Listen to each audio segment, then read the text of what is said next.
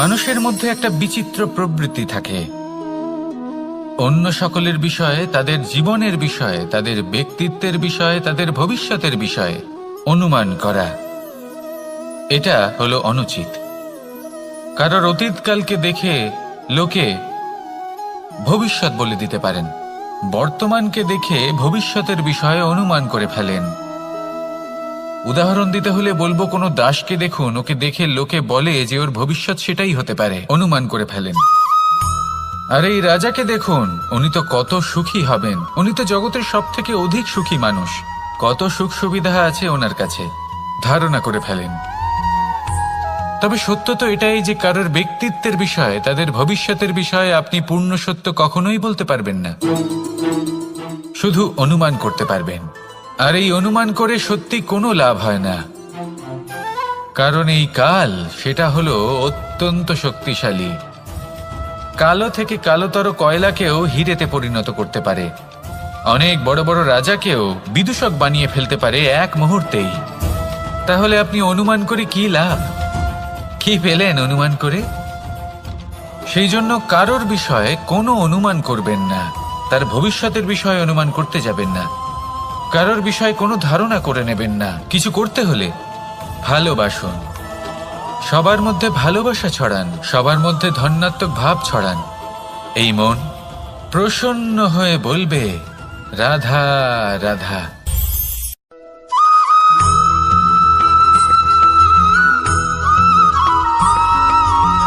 পঞ্চতত্ত্বের মধ্যে দ্বিতীয় তত্ত্ব হল ধরণী, ভূমি, যাকে আমরা ধরণী মাতা বলি।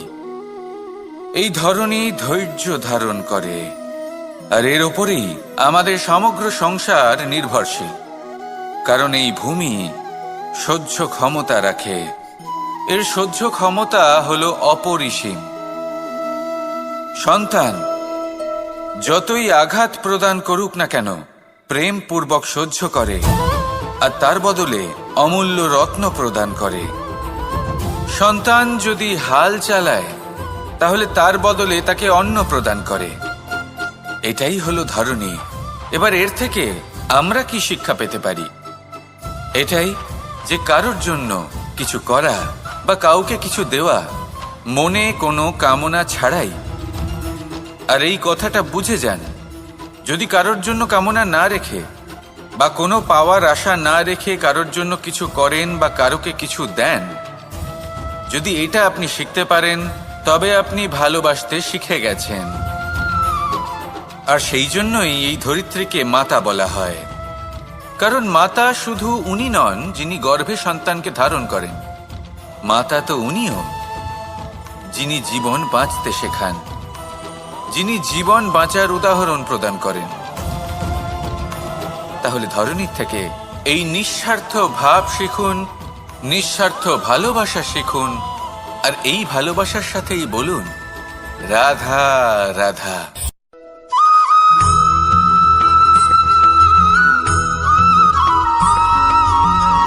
সংসারে আমাদের জীবনে যখন কোনো সুখ বা দুঃখ আসে, তার জন্য আমরা কাউকে না কাউকে অবশ্যই দায়ী করে থাকি, তাই না?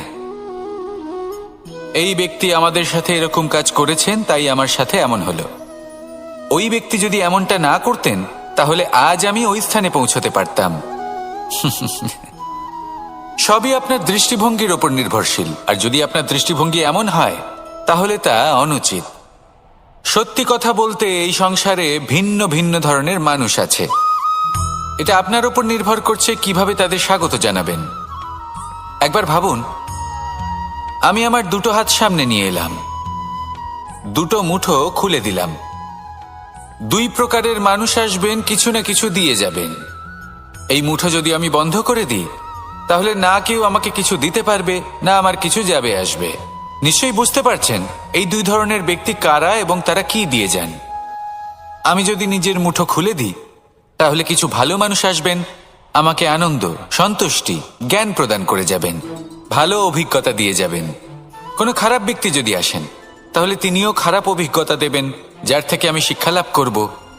এই সব কিছু আমি লাভ করতে পারি। মুঠো যদি বন্ধ করে রাখি, তাহলে আমি কিছুই পাবো না। দেখুন, এই সংসারে প্রত্যেকের জীবনে এইরকম। প্রত্যেকের জীবনে সবকিছুই আছে, ভালো খারাপ দুই মানুষই আছে, ভালো অভিজ্ঞতা আছে, খারাপ অভিজ্ঞতা আছে। নির্ভর করছে আপনার উপর যে আপনি কি করবেন, এনাদের স্বাগত কিভাবে জানাবেন, কার থেকে কি বুঝবেন, কি শিখতে পারবেন, আর কোন দৃষ্টিভঙ্গি নিয়ে অগ্রসর হবেন। এটাই নির্ধারণ করবে যে আপনার জীবন কেমন হবে। আসুন আমার সাথে ভালোবেসে বলুন, রাধা রাধা।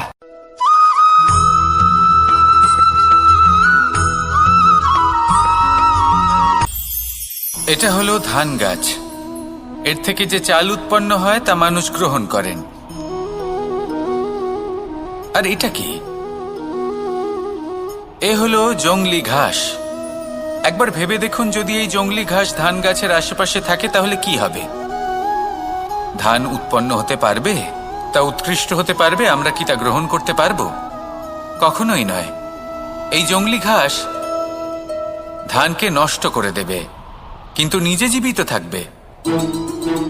এটাই হলো আজকের শিক্ষা।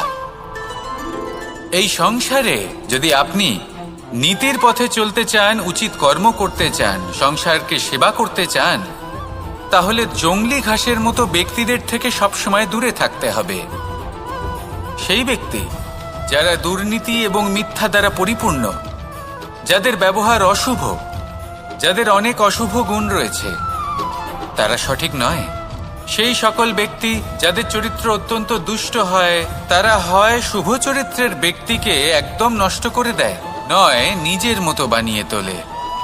তাই যদি আপনি নীতির পথে চলতে চান, এই সংসারের জন্য শুভ কর্ম করতে চান, তাহলে সেই সঙ্গ লাভ করুন যে সঙ্গ জ্ঞানে পরিপূর্ণ, যাদের মধ্যে অনেক গুণ আছে, যাদের থেকে প্রতিদিন কিছু শিখতে পারবেন। এমন ব্যক্তির সাথে জীবন অতিবাহিত করুন। দুরাচারীদের থেকে দূরে থাকুন। তবেই এই মন প্রসন্ন হয়ে বলবে, রাধা রাধা।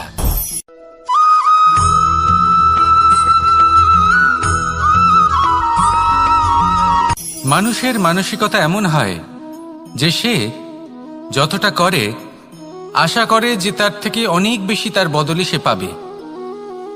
দেখুন, সবকিছুই আপনার ভাবনা চিন্তার উপর নির্ভর করছে। আপনি যদি ফলের বিষয়ে ভেবে কর্ম করতে থাকেন তাহলে সেটা অনুচিত। জীবনের আসল আনন্দ হলো নিজের কর্ম করতে থাকা, ফলের চিন্তা করা উচিত নয়। যদি আপনি এরকম ভাবেন যে আমি এতটা করছি, আমার এতটা পাওয়া উচিত, সেই ভাবনা অনুচিত। যদি আপনি সেবার মানসিকতা নিয়ে কর্ম করতে থাকেন, কর্মচক্রে প্রবাহিত হন, যদি আপনি এমন ভাবনা রাখেন যে আমি এতটা পাচ্ছি তাই এর থেকে অনেক বেশি আমি কর্ম করব, তাহলে নিশ্চিত রূপে আপনি যতটা করছেন তার থেকে অনেক বেশি আপনি পাবেন। আপনার আশার থেকে অনেক বেশি আপনি পাবেন। শুধু জীবনে অনেক বেশি কাজ করতে থাকুন, ফলের চিন্তা করবেন না। আর মনে রাখবেন, এই ভাবনাই সব থেকে বড় বীজ। কর্মের উপর বিশ্বাস রাখুন। জীবনে যা যা আপনি চান সবই সুখময় হবে। আসুন আর আমার সাথে ভালোবেসে বলুন, রাধা রাধা।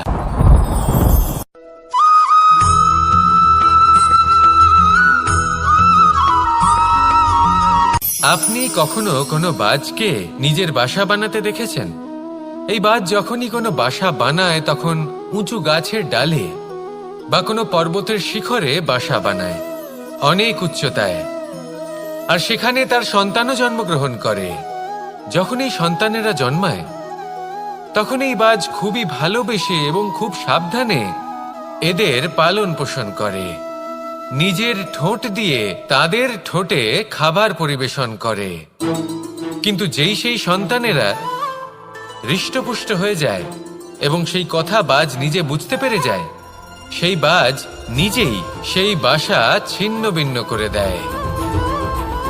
সেই সন্তান যাদের সবেমাত্র ডানা গজিয়েছে, কিভাবে উড়তে হয় তারা জানে না, সেই সন্তানগুলিকে উচ্চতা থেকে ঠেলে দেয়। সেই সন্তান প্রথমে ভয়ভীত হয়ে যায়। তারা সামনে মৃত্যুকে দেখতে পেয়ে ভয়ের কারণে তাদের ডানা ঝাপটাতে থাকে। আর সেই প্রক্রিয়াতেই সেই সন্তানগুলি উড়তে শুরু করে দেয়। এবার এই ঘটনায় আমরা কি শিক্ষা পেতে পারি? এটাই, যদি আপনি মাতা পিতা হন তাহলে নিজের সন্তানকে অবশ্যই স্নেহ করুন, কিন্তু তাদেরকে নিজের আঁচলের তলায় বেঁধে রাখবেন না। যদি আপনি চান আপনার সন্তান জীবনে উন্নতি করুক, তাহলে নিজের মুঠো থেকে তাদের স্বতন্ত্র করে দিন। এই সংসারে সংঘর্ষ করতে দিন। সেই সন্তান নিজেই বুঝতে পারবে যে জন্মের সময় পাওয়া ডানা কি করে ব্যবহার করতে হয়। আর আপনার চোখের সামনে আপনার সন্তান এই আকাশে উড়তে থাকবে।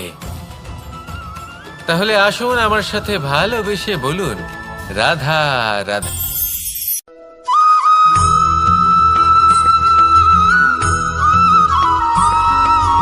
বসন্ত ঋতু, এই সময় মন আনন্দে ভরে থাকে।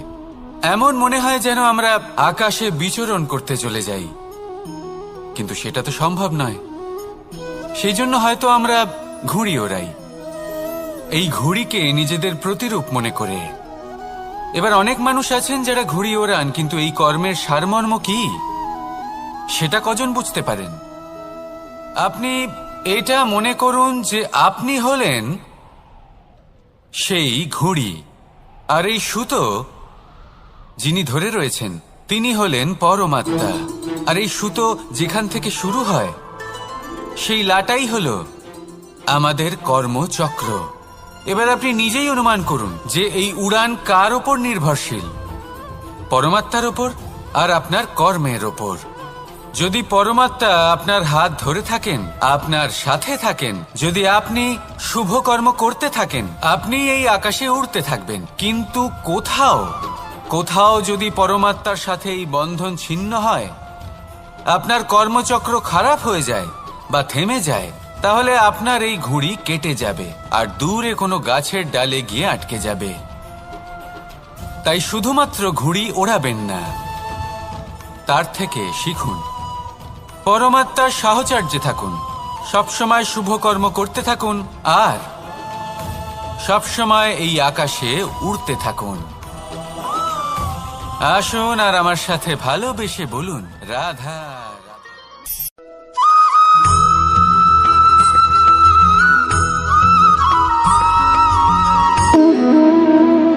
সম্পর্ক হলো আমাদের জীবনের একটি আধার। কিছু সম্পর্ক এমন যা আমরা জন্মসূত্রে লাভ করি, যেমন পরিবার, মা, বাবা। কিছু সম্পর্ক আছে যা আমরা জীবনে অর্জন করে থাকি, তা সে প্রেমের হোক, স্নেহের হোক বা বন্ধুত্বের। এই সকল সম্পর্ক লাভ করার বা গড়ে তোলার 5টি ধাপ রয়েছে। প্রথম ধাপ, কোনো ব্যক্তির সাথে আলাপ হওয়া, তার সাথে কথা বলা বা তাকে দেখা। দ্বিতীয় ধাপ, সে ব্যক্তিকে আমাদের ভালো লাগা। তৃতীয় ধাপ, আমাদের এটা চাইতে শুরু করা যে জীবনে এই ব্যক্তি যেন আমাদের বন্ধু হন, আমাদের জীবনে থাকেন, বা আমাদের কাউকে ভালোবেসে ফেলা আর এটা আমাদের ভাবা বা চাওয়া যে সেই ব্যক্তি যেন আজীবন আমার সাথে থাকেন, আমার জীবনে আমার সাথী হয়ে। চতুর্থ ধাপ, লাভ করা। এবার এই ধাপটি অনেক মানুষের পক্ষেই খুবই সরল হয়, বড়ই সরলভাবে নিজেদের সঙ্গীকে লাভ করে থাকেন। কিছু মানুষের জন্য এই ধাপ অত্যন্ত কঠিন হয়ে থাকে। অনেক প্রতিকূল পরিস্থিতির উপর জয়লাভ করে তারা সঙ্গীকে লাভ করেন, কিন্তু লাভ অবশ্যই করেন। এরপরে আসে পঞ্চম, অন্তিম এবং সব থেকে গুরুত্বপূর্ণ ধাপ। সেটা হলো সেই সম্পর্ক পালন করা। এটা হলো এমন এক বিষয় যা প্রত্যেক মানুষের শেখা উচিত। যদি ব্যক্তি নিজের জীবনে সম্পর্ক রক্ষা করতে শিখে যান, তবে প্রত্যেক সম্পর্ক তার জীবনকে স্বর্গ করে তুলবে। আসুন আর আমার সাথে ভালোবেসে বলুন, রাধা রাধা।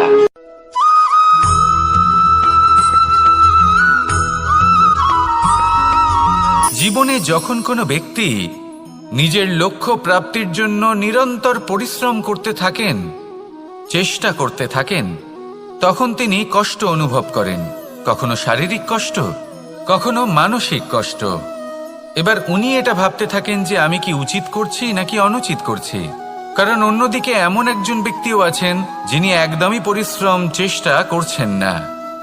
তিনি মদিরা পান করেন, বিলাসিতায় জীবন কাটান, অলস প্রকৃতির হয়ে ওঠেন, নিদ্রাতে বিলীন হয়ে থাকেন আর ভাবেন যে তিনি সুখ লাভ করছেন। কিন্তু এরকম কেন হয়? কারণ যখন আমরা সৎ পথে থাকি, উচিত পথে চলি, লক্ষ্য প্রাপ্ত করার জন্য চেষ্টা করতে থাকি, তখন আমাদের ভেতরে থাকা নেতিবাচক শক্তি এবং পাপ এই দেহকে ত্যাগ করে দেয়। আর এই অনুভূতিটাই আমাদের দুঃখের অনুভূতি দেয়, কষ্ট দেয়। এবার সেখানে যদি আমরা কুপথে চলি, অনুচিত পথে চলতে থাকি, তাহলে আমাদের ভেতরে থাকা পুণ্য এবং ধনাত্মক শক্তি আমাদের দেহ ত্যাগ করে দেয়। আর এই অনুভূতির কারণেই আমরা সুখ অনুভব করি। কিন্তু কখনো ভাববেন যে এই সুখ বেশি সময় পর্যন্ত থাকে না। সেই জন্য সবসময় মনে রাখবেন, যদি আপনি জানেন যে এটাই আপনার লক্ষ্য, এটাই উচিত পথ, শুভ পথ, তাতে নিরন্তরভাবে এগিয়ে যেতে চেষ্টা করতে থাকুন। এই কষ্ট আপনাকে সুখের পরাকাষ্ঠায় কখন পৌঁছে দেবে তা আপনি জানতেই পারবেন না। আসুন আমার সাথে ভালোবেসে বলুন, রাধা রাধা।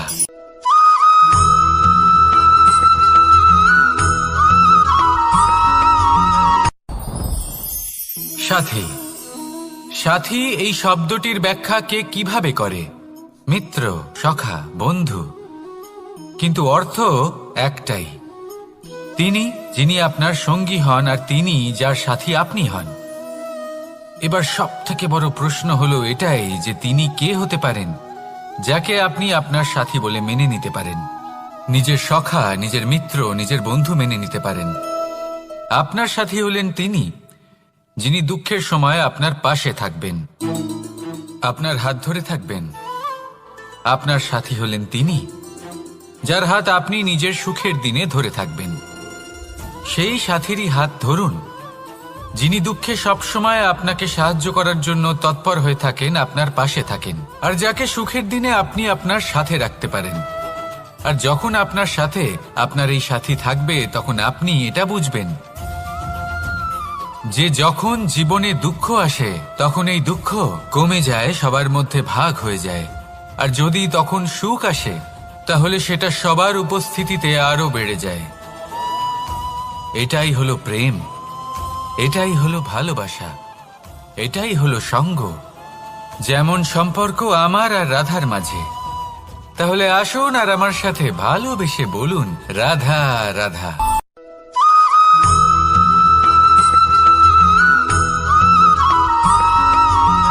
এই সংসারে প্রত্যেক মানুষ এটাই চান যে তিনি যেন ধনবান হন, আর্থিক অবস্থা তার ভালো থাকে, ওনার বাড়িতে লক্ষ্মীর আগমন হয়। কিন্তু সেটা হবে কি করে, সেটাই হলো প্রশ্ন। কেউ বলেন যে যদি পরিশ্রম করো তাহলে ধন অর্জন সম্ভব, কেউ বলেন যে যদি বিদ্যা লাভ হয় তবেই ধন অর্জন সম্ভব, কেউ বলেন যে যদি বলশালী হও তবেই সম্পন্ন থাকবে। ভালো কথা, যদি তাই হয়ে থাকে, তবে দিনমজুর সারা দিন পরিশ্রম করেন, তিনি কেন ধনী হন না? অনেকজন বিদ্বান মানুষ আছেন এই সংসারে, তারা কেন ধনবান হন না? অনেক সংখ্যক বলশালী ব্যক্তি আছেন, তাদের কাছে ধন নেই কেন? তাদের কেন ধনের অভাব হয়? আবার এমনও কিছু মানুষ আছেন যারা পরিশ্রম করেন, তারা দিনমজুর, কিন্তু তারা ধন অর্জন করতে পারেন। কিছু বিদ্বান ব্যক্তি আছেন যাদের কাছে অধিক মাত্রায় ধন রয়েছে। কয়েকজন বলশালী ব্যক্তি রয়েছেন যাদের কাছে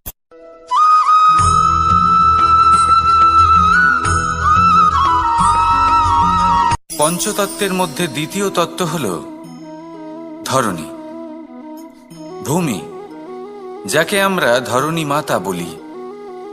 এই ধরণী ধৈর্য ধারণ করে, আর এর ওপরেই আমাদের সমগ্র সংসার নির্ভরশীল। কারণ এই ভূমি সহ্য ক্ষমতা রাখে, এর সহ্য ক্ষমতা হল অপরিসীম। সন্তান যতই আঘাত প্রদান করুক না কেন, প্রেম পূর্বক সহ্য করে, আর তার বদলে অমূল্য রত্ন প্রদান করে। সন্তান যদি হাল চালায়, তাহলে তার বদলে তাকে অন্ন প্রদান করে। এটাই হলো ধরণী। এবার এর থেকে আমরা কি শিক্ষা পেতে পারি? এটাই যে কারোর জন্য কিছু করা বা কাউকে কিছু দেওয়া মনে কোনো কামনা ছাড়াই। আর এই কথাটা বুঝে যান, যদি কারোর জন্য কামনা না রেখে বা কোনো পাওয়ার আশা না রেখে কারোর জন্য কিছু করেন বা কারোকে কিছু দেন, যদি এটা আপনি শিখতে পারেন তবে আপনি ভালোবাসতে শিখে গেছেন। আর সেই জন্যই এই ধরিত্রীকে মাতা বলা হয়, কারণ মাতা শুধু উনি নন যিনি গর্ভে সন্তানকে ধারণ করেন, মাতা তো উনিও যিনি জীবন বাঁচতে শেখান, যিনি জীবন বাঁচার উদাহরণ প্রদান করেন। তাহলে ধরনীর থেকে এই নিঃস্বার্থ ভাব শিখুন, নিঃস্বার্থ ভালোবাসা শিখুন, আর এই ভালোবাসার সাথেই বলুন রাধা রাধা।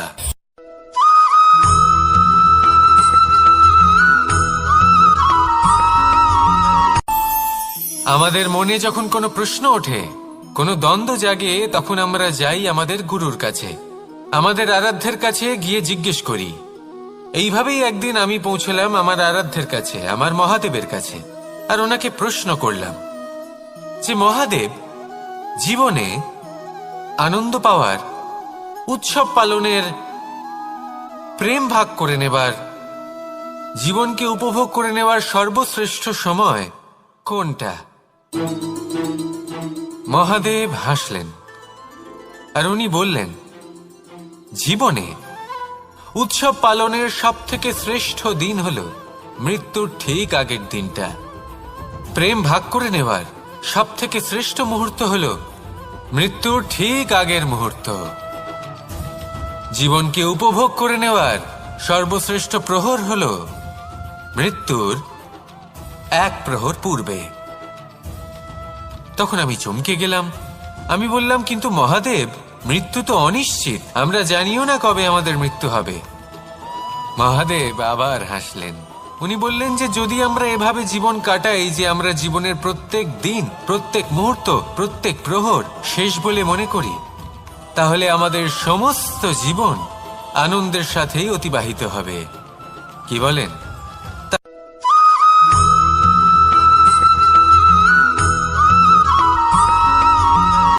সংসারে আমাদের জীবনে যখন কোনো সুখ বা দুঃখ আসে, তার জন্য আমরা কাউকে না কাউকে অবশ্যই দায়ী করে থাকি, তাই না?